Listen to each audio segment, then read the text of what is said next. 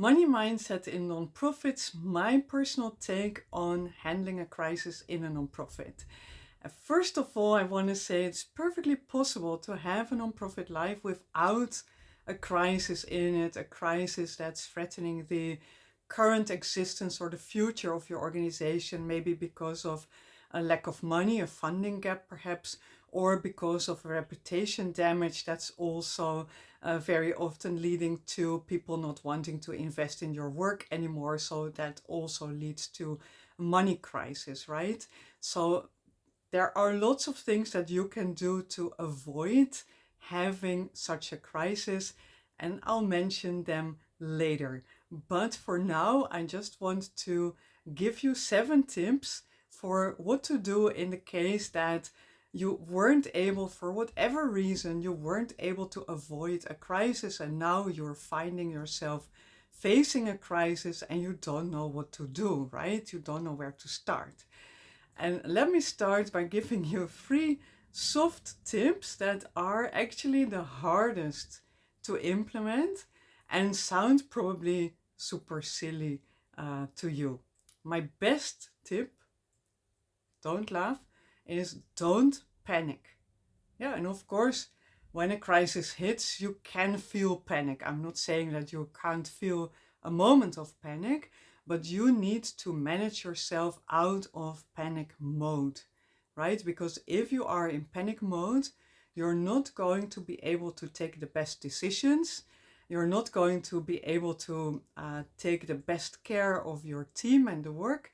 And you're also not going to be able to have the best and most persuasive conversations with your stakeholders and your partners, including your funding partners, right? So panic mode is only going to make the crisis worse. So the first thing you really need to do is to stop yourself from being into panic mode.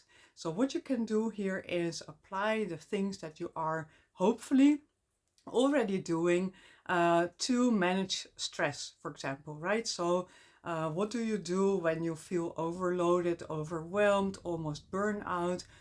What are your tips and tricks to make sure that you can stay calm and can relax and can start the next day fresh?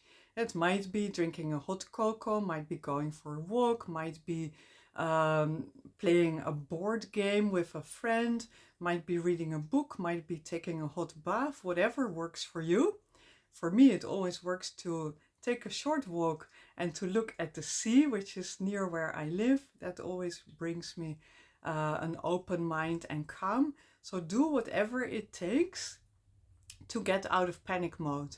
And the big tip here is to already start doing things for self-care before a crisis, right?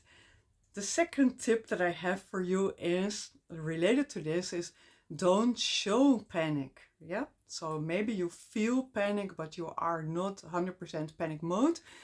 Make sure you don't show it, right? For example, if your team sees that you are panicking and you're the leader, yeah, and they see that you're freaking out, then of course your team is also going to freak out and they will feel that everything is lost, that it's a big mess, that nothing can be good again, and they might start thinking like, oh, I need to find another job, I need to do this or that. They will start panicking 100 times over, right? If they feel that you are in panic mode. So it's super important that you are not in panic mode and that you also show that you are not in panic mode, so that you're not infecting other people with panic feelings. And now I'm curious to hear from you if you want to share in the comments below your tips for taking care of yourself and keeping yourself calm in challenging moments. As I said, my tip is I go to the beach to look at the sea. That always makes me feel better. But I'm curious to hear from you, and I'm sure that we can all benefit from each other's tips. So the third soft tip that I have for you is look at your team, right? So you're not supposed to be in panic mode to not infect them with your panic. But it might be, of course, that they have their own ways of sensing that there could be something up that's not good, right? So look at your team. How are they doing? Look at the team as a whole, and the cohesion of the team, but also look at the individual people in your team. Maybe look at people who might have some space to take over some of your tasks so that you can delegate some of your tasks and free your calendar for crisis management work, for example. But also look at who is most vulnerable in this particular type of crisis. Maybe because they're connected to the thing that's causing the crisis, or because they have a vulnerable situation at home, or because of some other reason. So look at who could be touched most by this type of crisis and who needs a little bit of extra care. Also think about what can you do for your team, what does your team need in this situation, and what can you do, and how can you help them take care of themselves like you are also taking care of yourself, right? Think about all of that. So I'm Suzanne Bakker. I'm a nonprofit operations strategist. I've become known as a crisis manager as well because I've been in several nonprofits at the time of crisis, and I've managed to navigate the way through of that.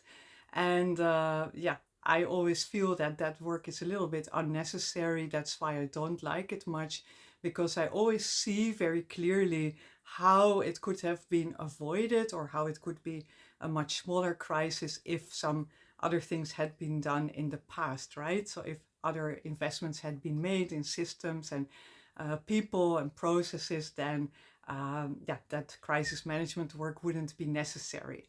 But anyway, I love what I do because I focus mostly on the back end of your organization. So that's your finance, admin, HR, contracting, management, fundraising, project design, and more. I talk about that all the time in my channel, so you can subscribe to my channel and be notified whenever a new video drops, or you can click the link below and subscribe to my newsletters twice per week and read my stories about nonprofit operations topics. So now let's continue with my 7 tips for handling a crisis in your nonprofit.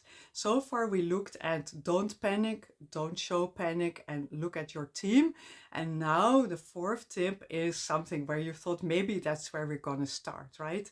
My 4th tip is look at your finances. Look at your buffer, your reserves. So how much money do you have saved up?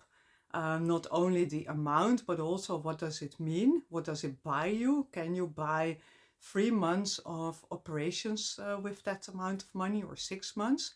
More, less? It's good to know what that money can do for you if you need to use it. But also look at your cash flow. So look at the money coming in. Do you have enough money coming in the next weeks to be able to pay for the things that you need to pay for? Or are there ways for you to actually speed up some money coming in sooner by maybe asking one of your team members to do an extra effort to send in that progress report to your donor a little bit faster, so that the donor can send the next installment sooner, for example. And the 3rd thing to look at when it comes to your finances is to look at your pipeline. So do you have a campaign that you could launch? Or do you know that you have already, like, I don't know, 2, 3, 4 project proposals that are at donors' desks waiting for approval, hopefully, or for any kind of news at any rate. So that's also good to know, because there might be things that you could speed up.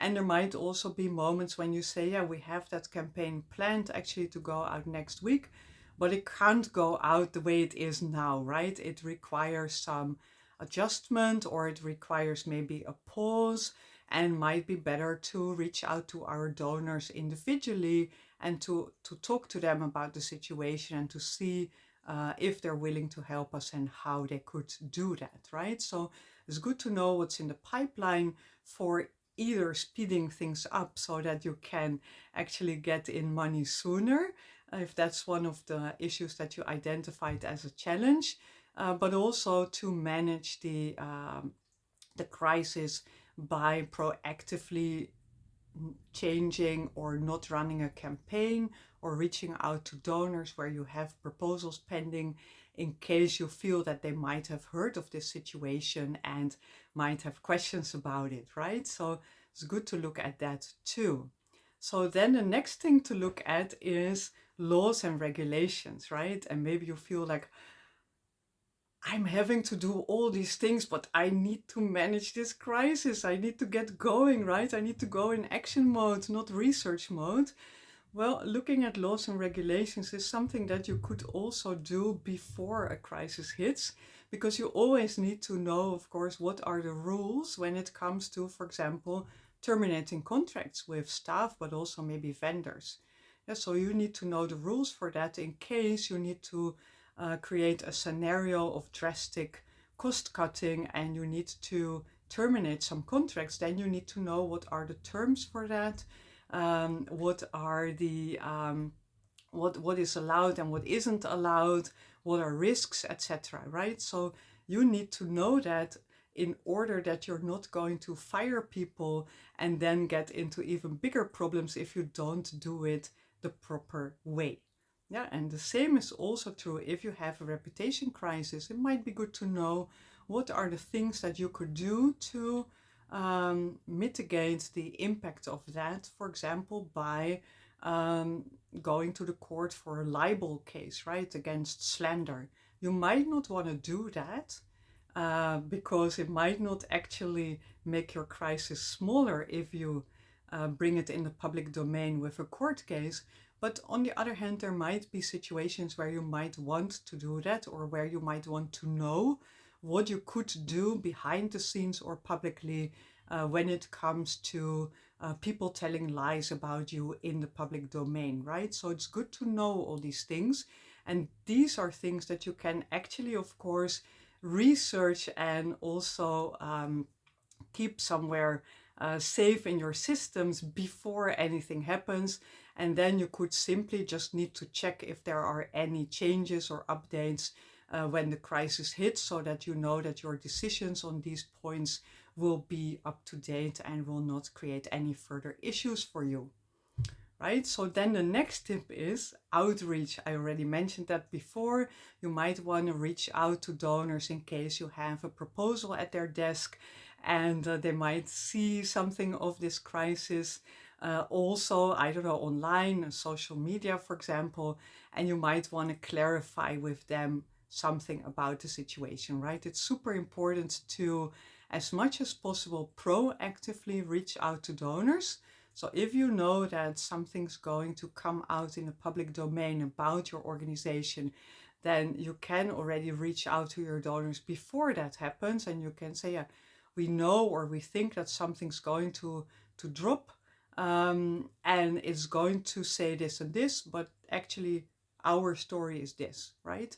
And here it's super important that you are honest and transparent and consistent in that, and that you also have some attention to whatever your contribution may have been to creating this crisis situation, right?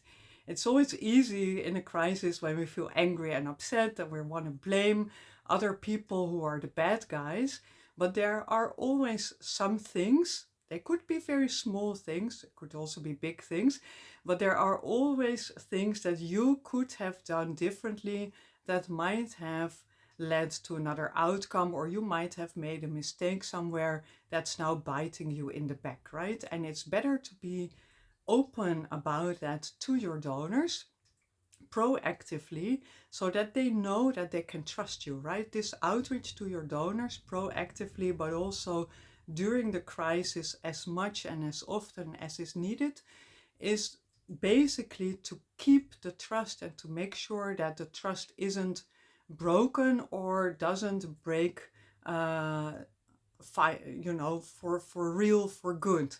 Yes, so that's super important in that. And that means that you also need to look at your own contribution to this and be open about that, so that they know that you're not just blaming other people for this situation, but that you actually say, yeah, sorry, I shouldn't have done that in that way. That might have been the trigger that actually created this whole situation, for example, right? and be clear with them about what's happening, what you're doing, where you are maybe publishing responses to articles about your organization, or what you have been already sharing with that person or persons that's accusing you of something. So keep your donors up to date. And that's a lot of work. I know.